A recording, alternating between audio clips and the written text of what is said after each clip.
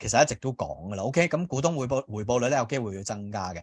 嗱，呢個咧就係最新嚟講，你見佢日日都係回購價格最低係幾多，最高係幾多，其實收市價幾多，寫晒 mark 晒啲資料喺度嘅。嗱，呢度咧有一個 point 我想提大家嘅，就係咩咧？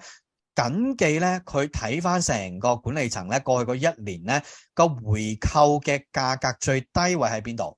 嗱，最低位咧係71.6嘅，最高係85.6。你有冇發現呢個價咧，同我哋啱啱所講嘅區間炒作嘅價格咧好相似？即係當佢跌穿71個幾嘅時候，佢就反彈翻上去80蚊嘅水平俾你估。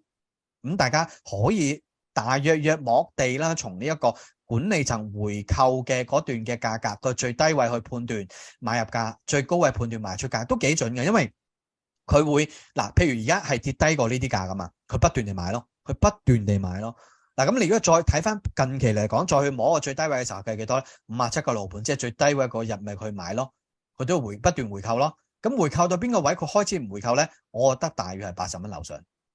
所以80蚊樓上咧，佢唔回購，當然唔代表個股價就會跌嚇，因為佢大市升嘅時候，佢照係會升，牛市嚟佢照係會爆上去嘅。只不過係而家處一個咧熊市反彈嘅時候咧，你從個管理層但係回購嗰個 pattern 咧，或者個諗法咧，可以摸到佢覺得呢間公司嘅低位係幾多，佢高位係幾多嚇。呢個好準嘅嚇。